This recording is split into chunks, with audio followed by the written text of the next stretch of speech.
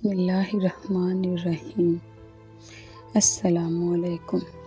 जब भी मेरी शादी होती तो शादी की रात अबू मेरे शौहर को 25 लाख देकर कहते मेरी बेटी को तलाक दे दो। यूँ मैं अब तक कई तलाक़ें ले चुकी थी, मगर हमेशा अब्बा मेरी ज़बरदस्ती शादी करवा देते और फिर तलाक दिलवाते और वजह कुछ भी ना बताते। लेकिन अम्मा इस रात मुझे दूध में हल्दी डाल कर देती, जिसको पीते ही मैं सो जाती थी। आँख खुलती तो हर कोई मुझे अजीब सी नज़र से देखता। इस बार सोच लिया कि दूध पीने का नाटक करूँगी। यूँ जैसे ही झूठ मूठ की सुई तो पाँव तले ज़मीन निकल गई। जब मेरा शौहर मेरे रूबरू बैठा मुझे गौर से देख रहा था, जबकि मैं शादी की स्टेज पर दुल्हन बनी बैठी खुद ही में सिमटी चली जा रही थी। मैं मुंतज़िर थी कि अहमद कुछ तो कहेगा, मगर इसे यूँ बैठे बैठे जब बड़ी देर हो गई तो मैंने अपनी पलकें उठाकर देखा तो इससे खुद को महू पाया था। मैं आखिरकार बोली पड़ी थी, क्या बात है अमर, आप मुझे इस तरह गौर से क्यों देख रहे हैं? अमर की नज़रें अभी भी मेरे चेहरे पर जमी हुई थी। वो कहने लगा, तुम बेहद हसीन हो। 2 माह कबल हमारी मंगनी हुई थी। तुमसे पहले भी अम्मी मेरे लिए कई लड़कियों के रिश्ते ले जा चुकी थी, मगर मुझे कोई लड़की पसंद ही नहीं आती थी। जब तुम्हारी तस्वीर देखी तो मैं लम्हा में पिघल गया था। मुझे तो समझ ही नहीं आता था कि कोई इतना खूबसूरत कैसे हो सकता है। अमर मेरी तारीफ़ करने लगा तो मेरी जान में जान आई। मैं अब मुस्कुराते चेहरे के साथ इसकी बातें सुनने लगी थी। वो बोलता चला जा रहा था। मैंने अम्मी से कहा कि मुझे ये लड़की दिलो जान से कबूल है। अम्मी ने भी सजदा शुक्र किया था कि चलो अब मेरा घर बस जाएगा। मैं इनका इकलौता बेटा हूँ, ना इसलिए कि इनकी मेरी शादी की बहुत जल्दी थी। मैंने भी कहा कि चट मंगनी और पट ब्याह करके मैं ज़्यादा इंतज़ार नहीं कर सकता। अम्मी ने मेरा कहा मान लिया और देखो ना, तुम 2 माह के बाद ही मेरी हो चुकी हो। मगर ये 2 माह यूँ नहीं कट गए थे। मैंने एक एक लम्हा गिन गिन के गुजारा था। तुमसे फ़ोन कॉल पर बात करता था तो जी चाहता था कि तुम्हें अपने रूबरू ले आऊँ। आज मेरे दिल के तमाम अरमान पूरे हो चुके हैं, मगर अफसोस तो इस बात का है कि मैं तुम्हें हासिल करने की खुशी भी ढंग से नहीं मना सका और वक्त जुदाई भी आ गया। अहमद की आखिरी बात सुनकर मैं चौंक गई थी। मैं बोली, अमर आप ये क्या कह रहे हैं? अल्लाह ना करे कि हम कभी जुदा हों। अहमद ने अफसोस से मुझे देखा तो फिर बोला, मैं जब से कमरे में आया था इसी बात पे गौर कर रहा था कि तुम ज़्यादा अहम हो या 25 लाख। दिल ने तुम्हारा नाम लिया, मगर दिमाग कहता है कि 25 लाख कोई छोटी रकम नहीं है।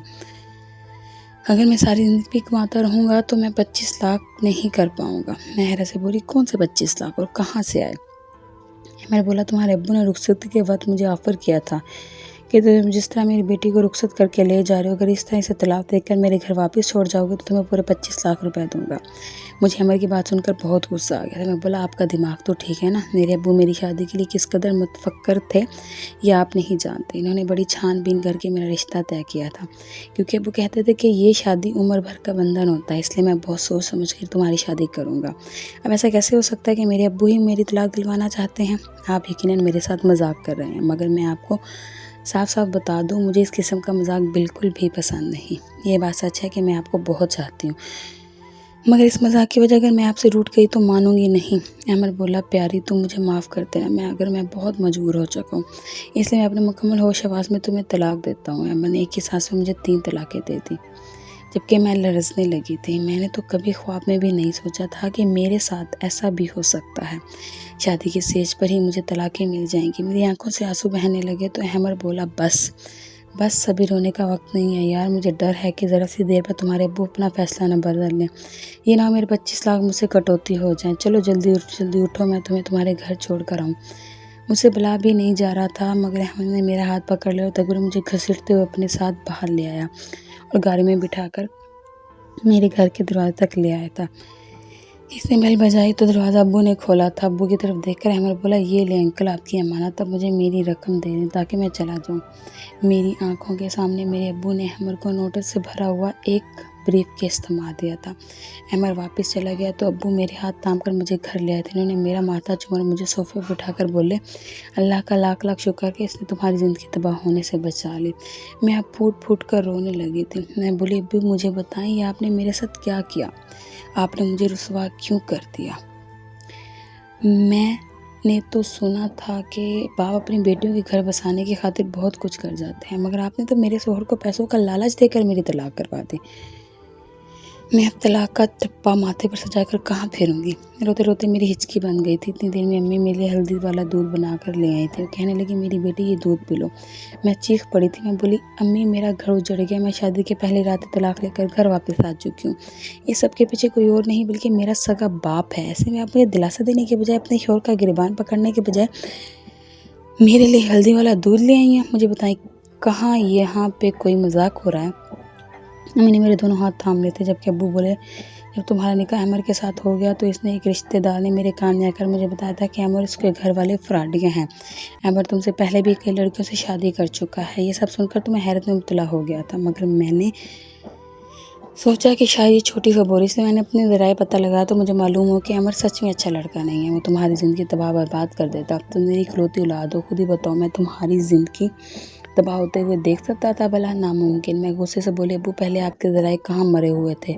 आपने पहले इस बात की तस्दीक क्यों ना कराई? मंगनी टूट जाती तो मुझे भी इतना दुख ना होता। अब तो मैं रुखसती के बाद तलाक लेकर आई हूँ।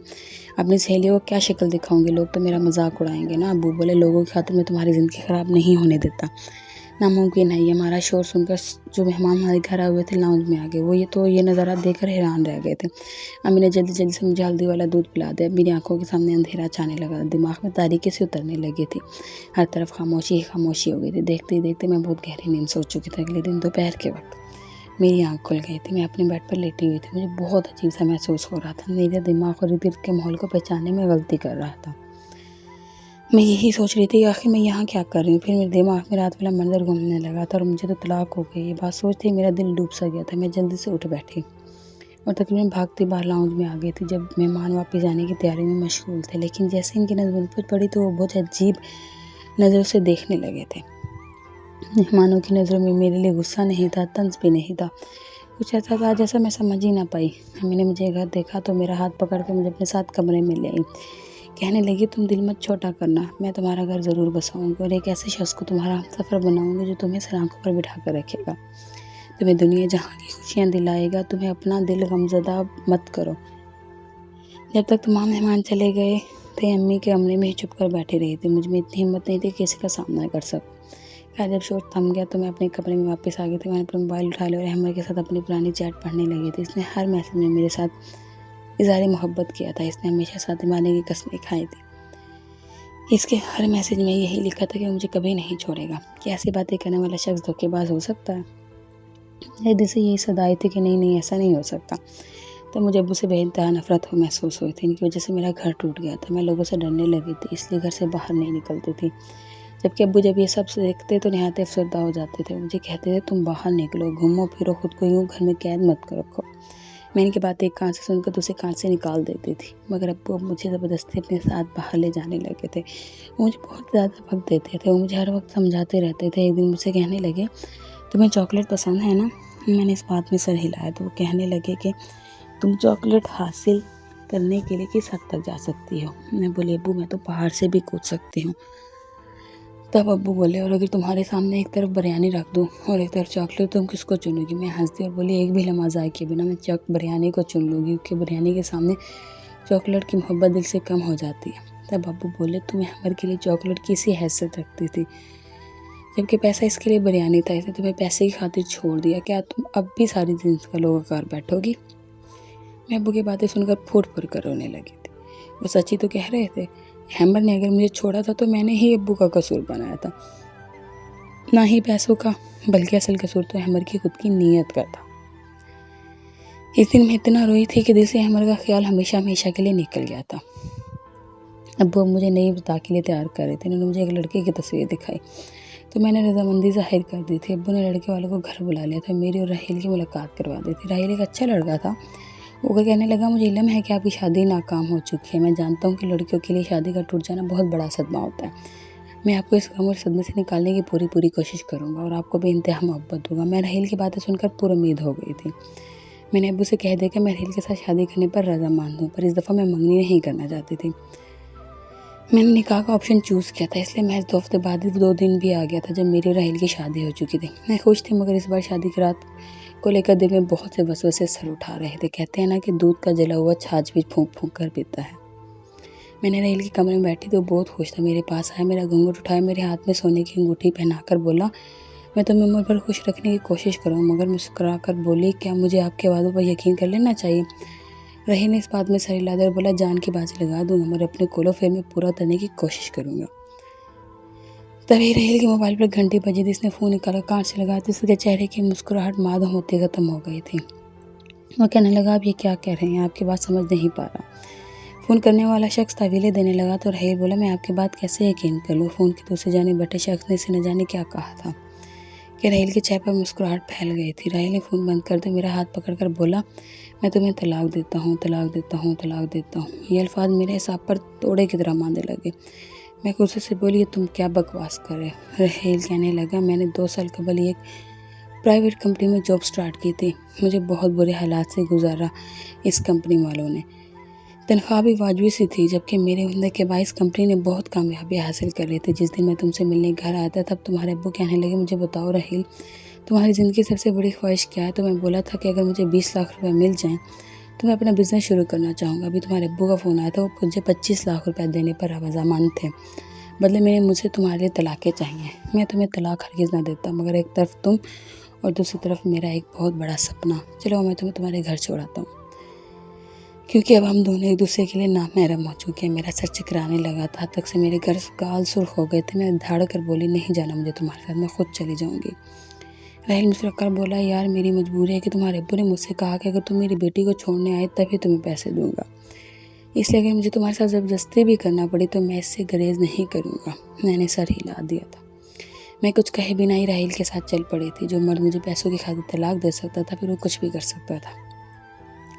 घर के दरवाजे पर राहील ने बैल दी थी, जबकि अब्बू मुझे देखकर बोले, आ गई मेरी बेटी। वैसे सरसरी से अंदाज में मुझसे पूछ रहे थे जैसे मैं किसी ट्रिप से वापस आई हूँ। मैं कुछ नहीं बोली थी। अब्बू बाहर निकल कर राहील के सर पर चपत करने लगे थे, जबकि अम्मी मेरे लिए हल्दी वाला दूध ले आई थी। मैं चीखने लगी थी। मैं बोली, अम्मी, अब्बू ने दूसरी बार भी मेरा घर उजाड़ा। तभी मुझे पीछे से अब्बू की आवाज़ सुनाई दी थी। वो कहने लगे, मैंने तुम्हें बचाने के लिए सब किया है। राहील एक अच्छा लड़का नहीं था, वो तुम्हें खुश नहीं रख पाता। मैं गुस्से से बोली, अभी मुझे हैरत होती है कि आपने करोड़ों का बिजनेस तनहा कैसे संभाला हुआ है, जबकि आप में तो कुव्वत फैसला ही नहीं है। आपको इतना भी इल्म नहीं है मुकाबिल शख्स अच्छा है या धोखेबाज। आपको लोगों की परख ही नहीं है। आप एक फेल इंसान है। मेरे धाड़ से अम्मी दहल रही थी। मैं कहने लगी, बेटा ये दूध पी लो, तुम्हें सुकून मिलेगा। मैंने नफ़ी में सर हिला दे, मगर अम्मी ने ज़बरदस्ती मुझे दूध दिया था। दूध पीते मुझे सुकून मिल गया था। मुझे नींद आ गई थी। अगले दिन मैं बहुत देर से उठी थी।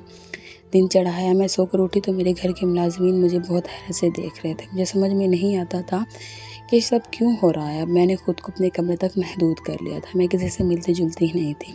अब वो एक दिन मेरे पास आए और कहने लगे, कितने हो गए, मैं तुम्हारा इंतज़ार कर रहा हूँ। तुम बाहर आओगी, हमारे साथ मिलो जुलोगी, बातें करोगी, मगर तुमने तो हमसे दूरी इख्तियार की है। मैं बोली, अब्बू मुझे बताएं,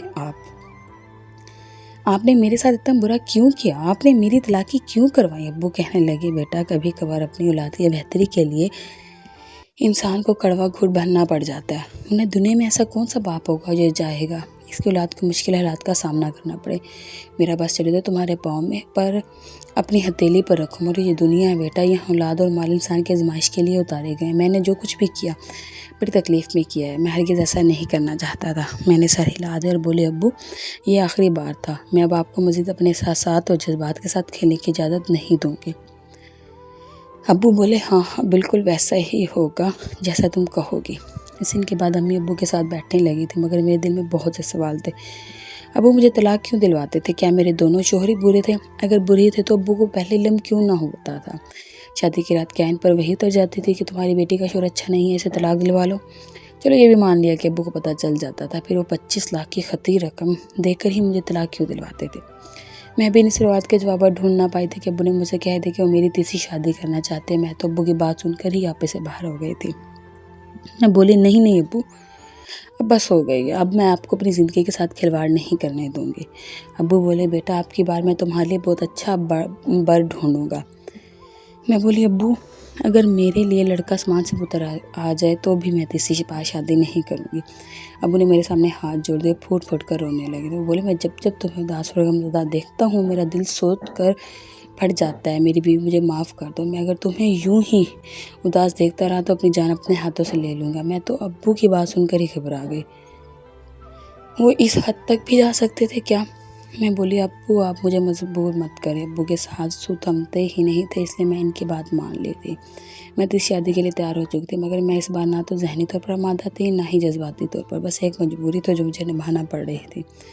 मेरी तीसरी शादी की रात भी मेरी दूसरी दोनों शादी की तरह ही गुजरी थी। मेरे तीसरे शोहर ने भी मेरे बाप के कहने में आकर मुझे तलाक दे दी थी। मैं गम गुस्से से पागल हो गई थी। मुझे समझ नहीं आया था कि क्या करूँ और क्या ना करूँ। दिल चाहता था कि पूरी दुनिया को आग लगा दूँ और शुरुआत अपने बाप के घर से करूँ। मेरा तीसरा शौहर भी मुझे मेरे वालिदैन के घर छोड़कर चला गया था। अब मुझे अपने वालिदैन से नफ़रत हो गई थी। अब वो ये सब कर रहे तो अम्मी नहीं रोकती, क्यों नहीं थी? वो तो मेरे लिए हल्दी वाला दूध लेकर हाजिर हो जाया करती थी। एक दिन महीने ही सुकून से गुजरा होगा कि अब्बू को फिर से मेरी शादी का चाव हो गया। तो वो कहने लगे, मेरी प्यारी बेटी, मैं तुम्हारा घर बसाना चाहता हूँ। मैं गुस्से से बोली, मैं आपके मुँह से दोबारा ये अल्फाज नहीं सुनना चाहती। तो अब्बू कहने लगे, ठीक है, अगर मेरी बेटी का घर नहीं बस सकता तो मेरा घर भी क्यों बसे। मैं तुम्हारी माँ को तलाक देकर ख़ुद को अजियत दूँगा। मैं अब्बू की जानिब बड़ी हैरत से देखती रही थी। क्या ये इनकी मोहब्बत थी मेरे लिए या फिर वो मुझे ब्लैकमेल कर रहे थे? मगर क्यों? ये क्यों अब मेरे हवास पर सवार हो गया था? इसका जवाब मुझे चाहिए ही चाहिए था। इसलिए कि बोली, जी अब्बू ठीक है, मैं शादी करने को तैयार हूँ। अब्बू ने मेरे लिए पैर भर तो पहले से ही ढूंढ रखा था, बस मेरी तरफ से इजाज़त मिलने की ही देर थी। मेरी शादी कर दी गई थी। मैंने लड़के की तस्वीर देखी थी। अब्बू कह रहे थे कि शादी से पहले एक बार मिल लो, मगर मैंने इनकार कर दिया था क्योंकि मैं जानती थी कि इसका निकाह का अंजाम भी तलाक पर ही होना था। खैर, मुकर्रर दिन पर मेरी शादी होगी। मैं अपने चौथे शौहर के सेज पर बैठी थी। रिजवान मेरे पास आया तो कहने लगा, मैं ये नहीं पूछूंगा कि तुम्हें 3 तलाक़ें क्यों हुई है, मैंने दिल में दिलो जान से कबूल कर लिया। मैं मुस्कुरा कर बोली, तुम फिक्र मत करो, तुम्हें थोड़ी देर में इल्म हो जाएगा कि मुझे 3 बार तलाक क्यों हुई थी। वो हैरत से मुझे देखता और फिर हमारे कमरे के दरवाजे पर दस्तक हुई थी। रिजवान ने ही उठकर दरवाज़ा खोला। वो बाहर निकल गया था, जबकि धड़कते दिल पर काबू पाकर इसका इंतज़ार कर रही थी कि न जाने अब क्या होगा। तब रिजवान कमरे में और कहने लगा, तुम्हारे अब्बू ने एक आदमी को भेजा था। वो कह रहे थे कि मैं तुम्हें तलाक दे दूँ तो वो मुझे 25 लाख रुपए देंगे, मगर मैं अपनी बीवी को, अपनी इज़्ज़त को महज पैसों की लालच में नहीं तलाक दे सकता। ये बात मेरी गैरत के ख़िलाफ़ है। मैं बड़ी हैरत से अपने शौहर को देख रही थी। क्या मर्द ऐसे भी होते हैं जो अपने अल्फाज पर जमे रहें, जिनको पैसे का लालच तोड़ ना सके? मैं रिजवान को आज़माने की खातिर बोली, रिजवान, पहले मेरी तलाक़ें भी इसी वजह से हुई हैं। मेरे शौहर मुझे पैसे की खातिर छोड़ जाया करते थे। आप क्यों इतनी अच्छी डील अपने हाथ से गंवा रहे हैं? वो मुस्कुराकर बोला, ज़िंदगी में पैसा ही सब कुछ नहीं होता, पैसा हाथों की मैल होता है। मेरी औलीन तरजीह मेरी बीवी है, ना कि पैसा। मुझे लगा था कि मेरा दिल खुशी से फट जाएगा। खैर, मैं बोली, रिजवान, एक बात कहूँ? इसने सर इस बात में हिला दिया तो मैं बोली, मैं इस चीज़ से बेखबर हूँ कि मेरे अब्बू ने मेरे साथ ये सब क्यों किया। मैं अब हकीकत मालूम करना चाहती हूँ, इसलिए आप मेरे साथ चलें और ये ज़ाहिर करें कि मुझे तलाक दे चुके हैं। फिर सब पता चल जाएगा। रिजवान ने मेरी बात मान ली और हम मेरे वालिदैन के घर चले गए थे। अबू रिजवान से बात करने लगे, जबकि मैं घर में आकर रोने लगी थी। मैंने मुझे हल्दी वाला दूध ला कर दिया तो मैंने इनसे नज़र बचाकर दूध गिरा दिया था और खुद सोने का नाटक करने लगी थी। अभी 10 मिनट ही गुजरे थे कि हमारे घर में बहुत से लोग आने लगे थे। पहले तो एक नर्स आई थी। इससे मेरा चेकअप किया तो कहने लगी, इसको फिर से पागलपन का दौरा पड़ा है। ये लड़की मर्द को अपने इर्द गिर्द बर्दाश्त नहीं कर सकती, तो आप इसकी शादी करते ही क्यों हैं? ये अपने आप को नुकसान पहुंचा लेगी, तब आपको सुकून रहेगा। फिर एक वकील दाखिल हुआ था। अबू ने नर्स की कही बातें मनोएन वकील को बता दी थी। नर्स ने भी वही अल्फाज वकील के सामने दोहरा दिए थे। फिर रिजवान को भी वहीं पर बुला लिया गया था। कहने लगा, इसलिए मैं जैसे ही कमरे में पहुंचा, मेरी बीवी ने मुझ पर हमला कर दिया और मुझे मारने पीटने लगी। फिर बोली, तलाक दे दो, नहीं तो अपनी जान ले लूँगी। इसलिए मैंने तलाक दे दिया। ऐसा मुझे इसके वालिद ने कहने को कहा था, मगर मैंने ऐसा नहीं किया। मेरी बीवी बिल्कुल ठीक ठाक है। मैं भी उठ बैठी थी और वकील साहब से बोली कि सब मेरे खिलाफ साजिश है। मेरे बाप ने 3 बार मुझे तलाक दिलवाई है। वकील ने सर हिला दिया और बोला, मिस, आपके सगे वालिद ने मरने से पहले अपनी सारी जायदाद आपके नाम लगा दी थी, मगर इनकी वसीयत में ये शर्त दर्ज थी कि जब तक आपका घर बस नहीं जाता, ये जायदाद आपके नाम पर मुंतकिल नहीं हो सकती। आपका सौतेला बाप शायद इसलिए ये खेल खेल रहा होगा। वो हर बार आपको तलाक दिलवाकर मुझे बुला लेता था और कहता था कि मेरी बेटी घर बसाने के काबिल नहीं है, इसके साथ ज़हनी मसला। फिर ऐसा ही बयान आपका शौहर भी दे जाता था। मैं हक्का बक्का रह गई थी। क्या सच में ये इंसान जिसको मैं सारी ज़िंदगी बाप की तरह चाहा, वो तो मेरा बाप ही नहीं था? मैं बोली, अम्मी, अगर ये शख्स मेरा सगा बाप नहीं था तो क्या हुआ? आप तो मेरी सगी माँ थी ना, फिर आपने सब क्यों किया? रिजवान कहने लगा, मैं बताता हूँ। तुम्हारी अम्मी ने तुम्हारे अब्बू के साथ रहते हुए शख्स के साथ मोहब्बत की पेंगे बढ़ा ली थी और फिर इसके साथ घर से भागकर खुला ले ली थी। तुम्हारे सगे अब्बू इस सदमे से चल बसे थे, इसलिए इन्होंने ऐसी वसीयत की थी कि तुम्हारी अम्मी की आंखों से शायद अभी तक इस शख्स की मोहब्बत की पट्टी नहीं उतरी, ये तुम्हारे साथ ये सब करने से बाज नहीं आई। मैं फूट फूट कर रोने लगी थी। आज मैं भरी दुनिया में तन्हा रह गई थी। रिजवान ने ही मुझे सहारा दिया था। मैंने अपने वालिदैन के खिलाफ धोखाधड़ी का मुकदमा दर्ज करवा दिया था। इनको पुलिस पकड़ कर ले गई थी। जिन लोगों ने मुझ पर रहम किया, भला मैं इन पर तस कैसे खा सकती थी? मुझ पर जब तक इन लोगों को सज़ा ना मिल जाती सुनकर खसलत बदलने वाली नहीं थी। सारी जायदाद मेरी हो चुकी है, मैं और रिजवान ही हर चीज़ का ख्याल रख रहे हैं। सच है कि पैसा बहुत बड़ी आजमाइश है, ये अपने सगे लोगों का खून सफ़ेद कर देती है। ऐसी सबक आमेज़ कहानियाँ हासिल करने के लिए अगर आपने अभी तक मेरे चैनल को सब्सक्राइब नहीं किया तो फिर इसको सब्सक्राइब करें, लाइक करें, शेयर के बटन को दबाना ना भूलें, साथ ही बेल आइकन के बटन को भी, ताकि मेरी आने वाली न्यू वीडियो की नोटिफिकेशन आपको बर वक्त मिल सके। शुक्रिया।